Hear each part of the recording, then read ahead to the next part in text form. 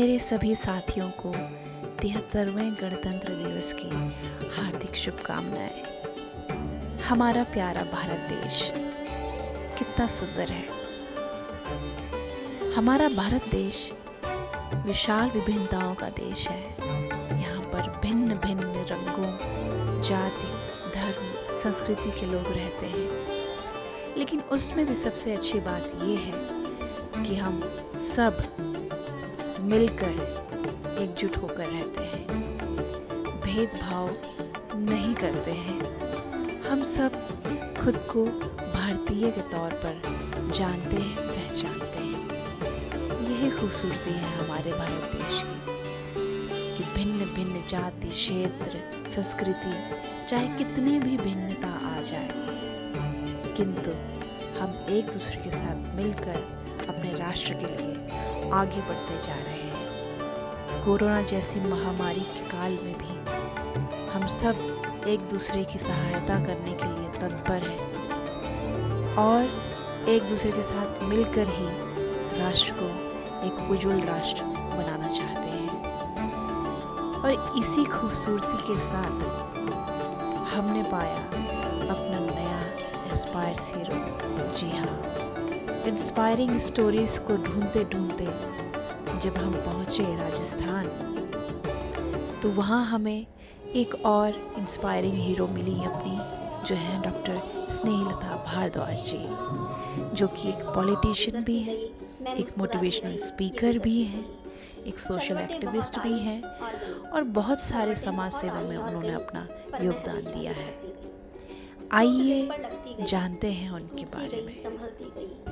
जिंदगी मेरी तन्हाई गुजरती गई, मैं मुस्कुराती गई, मैं मुस्कुराती रही, ये गुजरती गई। हर मोड़ पर कुछ न कुछ लेती गई और न जाने कितना कुछ छोड़ती गई। हर मोड़ पर कुछ न कुछ लेती गई, लेकिन न जाने कितना कुछ छोड़ती गई। अब ढल रही है शाम, आने को है रात। अब ढल रही है शाम, आने को है रात। बस अब नहीं आएगी सुबह, बस अब नहीं आएगी सुबह। सो गई आज मैं, सो गई। Thank you.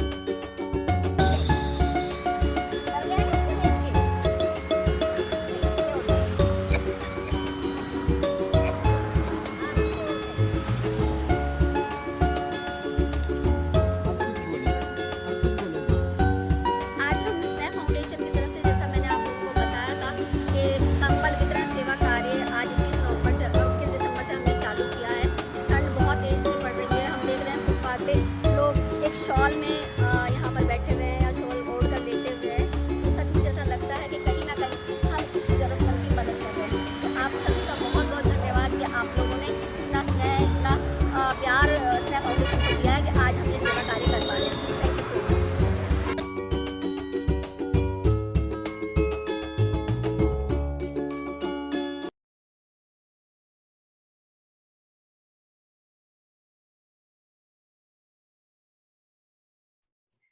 हेलो दोस्तों, नमस्कार। मैं हूं डॉक्टर अभिलाषा और आप देख रहे हैं इंस्पायर टॉक। और आज हमारे साथ बैठी हैं एक बहुत ही खास मेहमान, डॉक्टर स्नेहलता भारद्वाज। और आज 26 जनवरी के उपलक्ष्य में हम आपके सामने लाए हैं ये खास मेहमान, क्योंकि इन्होंने अपना इतना योगदान हमारे देश को दिया है। इतने सारे कार्यों में इन्होंने अपना योगदान दिया है, जिससे कि चाहे वो कोरोना महामारी हो या बालिका शिक्षा हो या युवाओं में नशा मुक्ति की चीज हो, किसी भी चीज में ये कभी भी पीछे नहीं रही हैं, हमेशा आगे ही बढ़ती जा रही हैं। तो आइए मिलते हैं डॉक्टर स्नेहलता भारद्वाज जी से। नमस्कार मैम, कैसे हैं आप? नमस्कार मैम, मैं ठीक हूँ। आप कैसे हैं? मैं भी ठीक हूँ जी। आप हमारे चैनल पे आए, आपने हमें गौरवान्वित किया है बहुत। हम आप पर बहुत गर्व करते हैं कि आपने इतनी सारी उपलब्धियां ली हैं और साथ ही इंटरनेशनल ग्लोरी अवार्ड भी आपको मिला है अपने कार्यों के लिए। तो उसके लिए बहुत बहुत शुभकामनाएं आपको। 2019 में ये अवार्ड आपको मिल चुका था, उसके बाद भी आप लगातार समाज सेवा में अपना योगदान दे रही हैं। तो कैसे आपको अब लगता है कि पहले जैसे आपने शुरुआत की थी, धीरे धीरे आपने अपनी समाज सेवा को इतना बढ़ाया, तो कब से आप ये काम कर रही हैं? पहले तो आपके चैनल को आपको बहुत-बहुत धन्यवाद देना चाहूँगी कि आप लोगों ने मुझे इस प्रोग्राम में सम्मिलित किया और इसके लिए बहुत धन्यवाद। जी, साथ ही आपने कहा कि समाज सेवा तो वैसे देखिए खून में ही आ जाती है, तो वो एक बात है कि मेरी मदर एक बहुत अच्छी समाज सेविका थी जी, और शायद उनके ही कहीं कहते हैं कि गुण तो आ ही जाते हैं, तो जी, कहीं न कहीं उनका श्रेय मैं देना चाहूँगी। मेरी मदर है नहीं, मैं 4 साल की थी तब खत्म हो गई थी। लेकिन वो कहते हैं ना कि परछाई होती है बेटी तो माँ की, तो कहीं न कहीं उनके गुण मुझ में आने थे और मुझे कम से कम 10 साल करीबन हुए हैं कि जी, मैं सोशल वर्क करने लगी हूँ। सोशल वर्क में मैं पहले बहुत सारे एनजीओ के साथ मिलकर करती थी या मुझे जो अच्छा लगता था, मुझे जहाँ लगता था कि मैं किसी ज़रूरतमंद की मदद कर सकूँ, तो उस तरह से किया करती थी। जी, धीरे-धीरे सबसे पहले मेरे दिमाग में आया कि मैं एजुकेशन क्योंकि मुझे शुरू से रहा कि पढ़ेगा भारत तभी तो बढ़ेगा भारत। तो बिल्कुल, उस चीज़ को मेरे दिमाग में हमेशा रही और मैंने बालिका शिक्षा को प्रमोट किया। बालिका शिक्षा में मैं एक स्कूल चलाती हूँ, एजुकेशनिस्ट हूँ, तो मैं स्कूल चलाती हूँ, तो मुझे सबसे पहले लगा कि जब मैं स्कूल में बच्चों को देखती थी, प्राइवेट स्कूल में ज़्यादातर लड़कों की संख्या ज़्यादा होती थी, लेकिन लड़कियों की संख्या कम हुआ करती थी। तो जी, मुझे लगता था कि बच्चियों को पढ़ाया क्यों नहीं जा रहा है, जबकि हमारा देश आज मतलब दिनों-दिन आगे तरक्की कर रहा है, लड़कियाँ, महिलाएँ जा रही है, लेकिन ऐसा क्यों? तो जी, वहाँ जब मेरी शुरुआत हुई तो मैं जाके कच्ची बस्तियाँ थी, वहाँ पे बस्तियाँ थी, वहाँ जाकर बोलती कि आप है ना बच्चियों को भेजो, आप कहेंगे मैं फीस नहीं लूँगी, आप पढ़ाइए तो सही। तो वहाँ पे जब हम जाती थी तो बहुत सारी महिलाएँ थी, वो पढ़ी-लिखी नहीं थी, तो जी, वो लोग कहती थी, "मैं ही कौन पढ़या, इना कोड़ा से पढ़ावला बच्चा ने।" मतलब वो अपनी लैंग्वेज में मुझे ऐसा बोलती थी। तो मैंने कहा कि मैं थाने भी पढ़ाऊँगी और मैं बच्चा ने भी पढ़ाऊँगी। तो मैं इस तरह से उनको कन्विंस करती थी और फिर मैंने एक क्लास जो सबसे पहले जो पहला कदम रहा मेरा ज़िंदगी का मैं मानती हूँ कि जी, मैंने एक क्लासेस स्टार्ट करी जिसमें 40 से 30 साल की, 50 साल की महिलाएँ जो दुकान चलाती थी या सब्जी बेचती थी या घर में ही घरेलू काम करती थी, वो लोग निरक्षर थी। तो उन्होंने कहा कि पहले माने पढ़ाओ। तो मैंने कहा ठीक है, तो उनकी एक क्लास लगाई जिसमें करीबन 45 महिलाएँ मुझसे जुड़ी और उस महिलाओं में मैंने जो दुकान पर काम करती थी, उन महिलाओं को तो दुकान के हिसाब से हिसाब-किताब सिखाना सिखाया जी, और जो महिलाएँ सब्जी बेचती थी, उनको एक सब्जी के उदाहरण से उस तरह से उनको समझाती थी कि कोई आपको ₹50 दे रहा है, आपने ₹10 की सब्जी दी तो आपको ₹40 वापस देना है। इस तरह से हम लोग बिल्कुल एक उदाहरण की तरह उनको सब कुछ सिखाते थे। और वो सब चीज़ें चलते आज आप देख रहे हैं कि ये समाज सेवा का कारवां बढ़ता गया, लोग जुड़ते गए और अकेला चना कभी भी कोई काम वो कहते हैं ना बाहर नहीं जोक सकता, ऐसी कहावत है पुराने लोगों की। तो बिल्कुल सही बात है, अकेला लोग जुड़ने लगे और ये काम होता चला गया। रही बात स्नेह फाउंडेशन की, तो स्नेह फाउंडेशन अभी 2017 में मैंने स्थापित किया। पहले तो मैं सिर्फ़ और एनजीओ के साथ या मेरे मन के हिसाब से जो मुझे अच्छा लगता था, वो मैं करती थी। तो जी, 2017 में दरअसल ये हुआ कि मेरा एक्सीडेंट हुआ। ओह! मेरे हाथ में रॉड डली हुई है ओह! और बहुत मेजर एक्सीडेंट हमारा जो हुआ उस एक्सीडेंट में मेन प्रॉब्लम क्या रही कि मतलब हमारी गाड़ी बिल्कुल खत्म हो गई लेकिन मेन अच्छी सबसे बात रही कि हम लोग बिल्कुल सेफ रहे, हम लोग बच गए। आप इतना तो अच्छा सब लोगों ने काम कहा कि करती आप हैं, तो भगवान ने आपको ये शक्ति दी कि आप बच ये ये ये शब्द ही लोगों ने मुझे बोला कि आप इतना अच्छा काम करती हैं, तो कहीं न कहीं आपका दिया लिया आपके आड़े आ गया। तो वो जी, सब चीज़ें उन्होंने बोली तो मुझे लगा कि कइयों ने कहा आपकी नज़र लग गई है, मैंने कहा नहीं कुछ अच्छी नज़रें थी, इसीलिए शायद भगवान ने मुझे बचाया।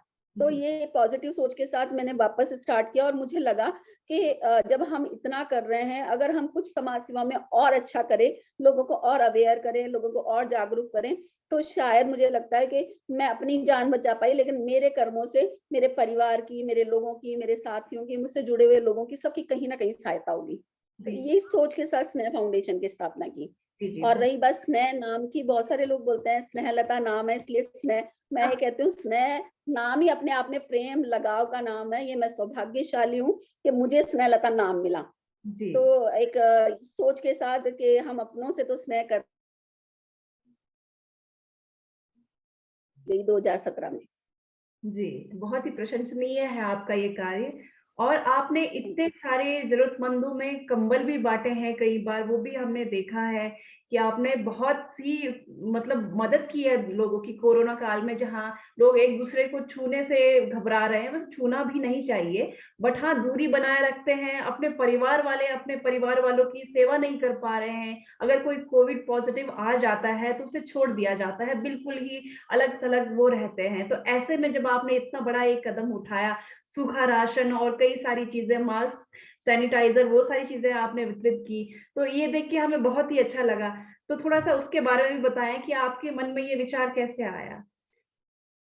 देखिए, कोरोना की बात कहूँ तो कोरोना ने हमें इतना कुछ सिखा दिया कि इंसानियत के बारे में सिखा दिया हमें, ये सिखा दिया कि रिश्ते कितने तार तार हो जाते हैं, रिश्ते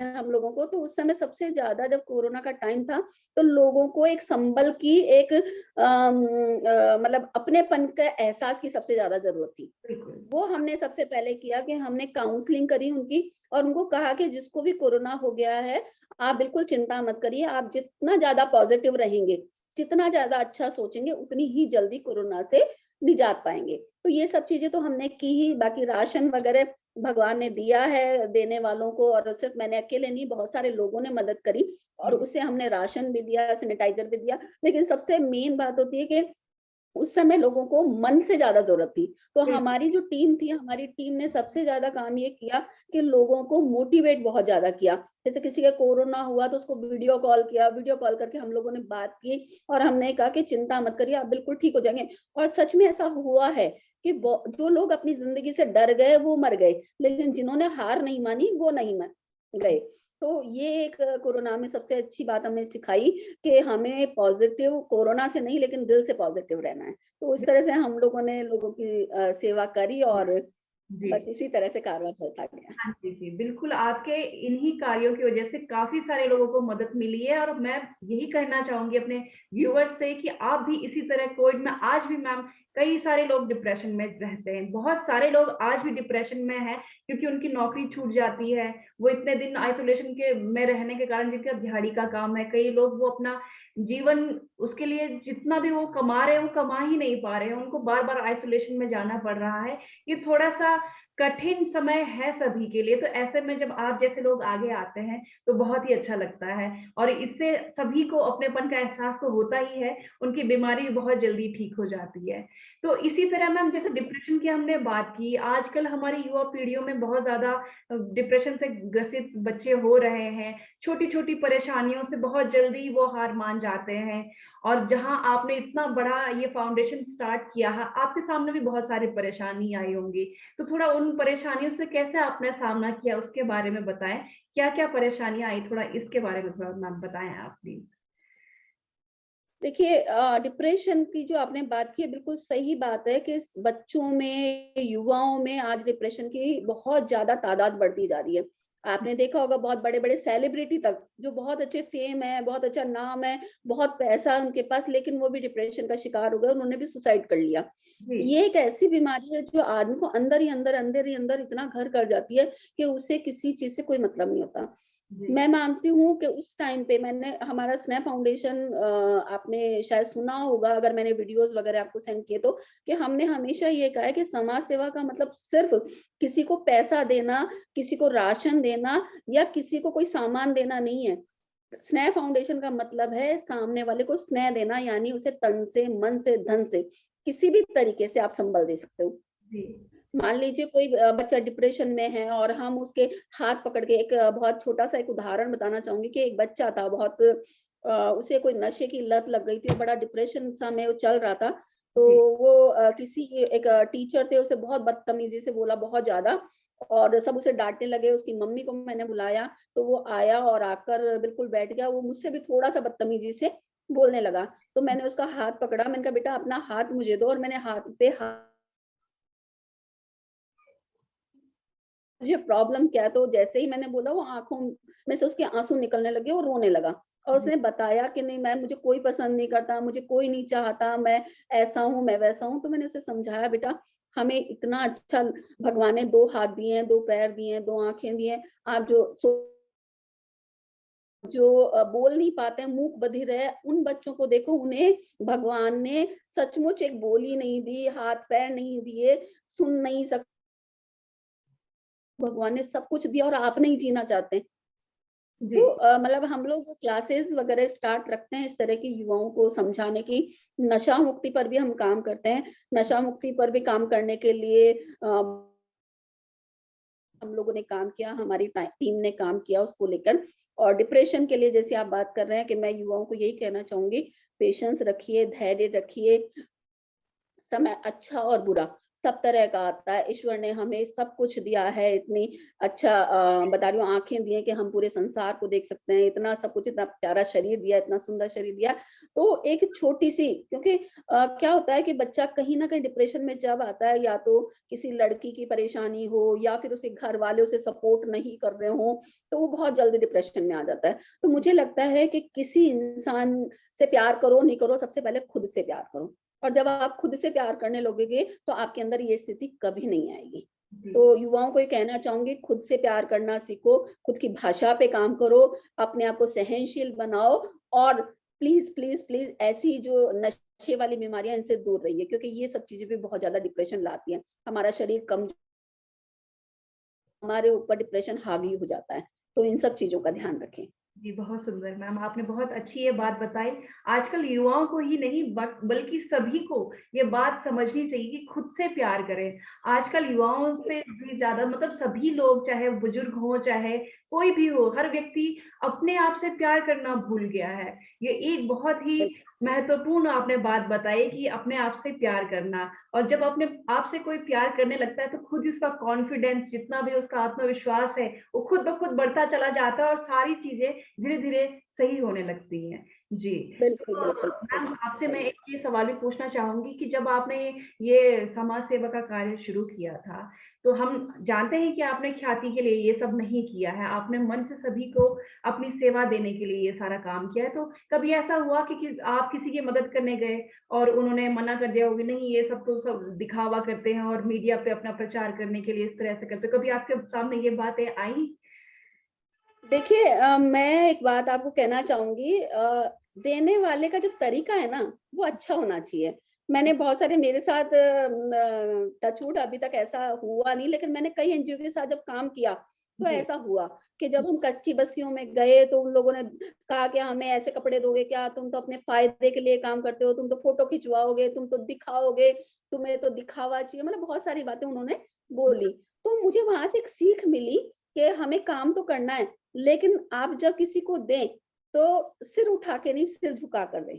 जी क्योंकि आप दे रहे हैं, आप नहीं दे रहे हैं, आपको भगवान ने देने वाला बनाया है, आप तो एक माध्यम है देने का। जी तो जी आप जब भी दे तो गर्व महसूस ना करें कि हम कुछ दे रहे हैं। जी। आप ये सोचे कि मुझे भी किसी ने दिया है और मैं उसे ट्रांसफर कर रहा हूँ, मैं बहुत। उसे किसी को दे रहा हूँ। जी तो जी ये अगर आपके अंदर भावना होगी तो मुझे लगता है इन चीजों का आपको सामना नहीं करना पड़ेगा। मैंने और एनजीओ के साथ एक दो बार गई, तब मुझे ऐसा लगा, और वहीं से मैंने ये सीखा जी कि मुझे जब भी किसी को कुछ देना है तो मुझे एक बार विनम्र होकर मुझे उस तरह से देना है। मैं कभी नहीं कहती कि फोटो ना खिंचाएं, मैं कभी नहीं कहती कि आप वीडियो ना बनाएं, क्योंकि ये सब चीजें जरूरी है, मोटिवेट करने के लिए जरूरी है। समाज सेवा में कंपटीशन आए तो भी अच्छा है। किसी के, आज मैं 5 कंबल बांट रही हूँ, कोई मेरे को देख के अगर 2 कंबल भी बांटता है तो किसी 2 की जरूरतमंद की पूरी होती है, जरूरत पूरी होती है। तो उस जी चीज को मैं गलत नहीं मानती हूँ, लेकिन देने का तरीका आपका क्या है, ये सबसे ज्यादा जरूरी है। अगर आप घमंड से दे रहे हैं कि हाँ मैं बहुत बड़ा दान दाता रही हूँ और मैं ये दे सकता हूँ, मैं वो दे सकता हूँ, तो वो सोचकर आप दान ना करिए। आप ये सोचकर दान करिए कि मैंने भी, मेरे को किसी ने दिया है और मैं उसको ट्रांसफर कर रहा हूँ, भगवान ने मुझे दिया और मैं भगवान की दी हुई चीज को ट्रांसफर कर रहा हूँ। अगर आपके अंदर ये सब चीजें होंगी तो मुझे लगता है इस तरह की सिचुएशन का आपको सामना नहीं करना पड़ेगा। जी जी। मैम, जब हाँ, आप थोड़ा पहली बार ये शुरू किया था, तो जब आपने पहली जी। बार कुछ दान किया, तो क्या भावनाएं आपके मन में आई थी उस वक्त? हाँ हाँ, मैं आपको बताती हूँ। सबसे पहले तो मैंने साक्षरता मिशन के लिए मैंने बोला ही था आपको कि साक्षरता का, शिक्षा का, क्योंकि शिक्षा का काम इतना बड़ा काम है। लेकिन उसके बाद एक बार क्या हुआ कि एक एनजीओ आश्रम है, आज भी मैं उससे जुड़ी हुई हूँ और वहीं से मैं मानती हूँ कि मेरे जीवन की बहुत बड़ी शुरुआत रही। अभी पिछली बार 15 अगस्त को भी मैं वहां जाकर आई थी। तो वहां से जब मैं वैसे ही किसी ने मुझे कहा कि एक जंगल में जाके एक मतलब आश्रम है जहाँ पे बुजुर्ग रहते हैं और वहां पर कोई भी नहीं जाता है और जल्दी से, और आप नया साल था उस दिन, तो मैं जी। नए साल के दिन वहां पर गई और मैं फल फ्रूट लेके गई थी। मैं ज्यादा कुछ नहीं गई थी, एप्पल और केले वगैरह बनाना वगैरह लेकर और वहां पर गई। तो जब मैं वहां गई तो मैंने उनको बोला कि मैं ज्यादा तो कुछ नहीं लाई हूँ, थोड़ा बहुत लेके आई हूँ। तो उन्होंने कहा कि नहीं, आप इतना लेके आए हो, ये भी हमारे लिए भी नहीं लाता है। तो वहां से मेरी शुरुआत हुई कि मैंने वहां पे बनाना एप्पल्स वगैरह उनको दिए और उन्होंने मुझे ढेर सारा आशीर्वाद दिया। जी। और आशीर्वाद दिया तो मैं वहां से जब निकली तो मुझे बहुत सेटिस्फेक्शन महसूस हुआ अपने आप में। मुझे जी। लगा कि मैंने आज जिंदगी में सबसे अच्छा काम किया। जी। क्योंकि जिंदगी में हम काम करते हैं, अपने लिए करते हैं, स्वार्थ के लिए करते हैं या कैसे भी नाम के लिए करते हैं, लेकिन वो काम मुझे इतना ज्यादा अपने आप को संतुष्ट किया कि मुझे लगा कि जिंदगी में सबसे अच्छा काम मेरा था। जी। वहां से जब मैं निकली तो मैंने वो पोस्ट फेसबुक पे, सोशल मीडिया पे डाली। तो वहां मुझे बहुत लोगों ने पसंद किया और जब वो पसंद किया तो लाइक आने लगे। और देखिए, ये एक जाहिर सी बात है, जब हमें कोई पसंद करता है तो हम उस काम की तरफ और अग्रसर हो जाते हैं। हमें लोग मोटिवेट करते हैं, लोगों हमें बोलने लगते हैं कि आप अच्छा करो, तो हम और अच्छा करने लगते हैं। तो ऐसे धीरे धीरे धीरे धीरे धीरे शुरुआत होने लगी।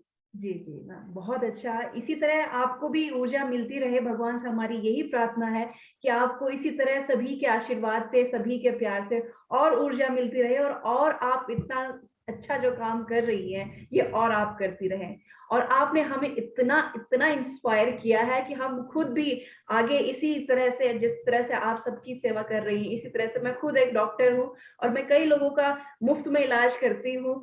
तो इसी तरह से आपसे और इंस्पायर होके मैं चाहती हूँ कि मैं और अच्छे से काम करूँ ताकि सभी का प्रेम सभी में बटा रहे। जो स्नेह की आप बात करती हैं वो हमारे समाज में पूरी तरह से फैले और कोई भी कड़वाहट जिसके भी मन में है वो ना रहे और इसी तरह से अच्छे से हम सब लोग मिलजुल कर आगे अपने देश को बढ़ाते रहें।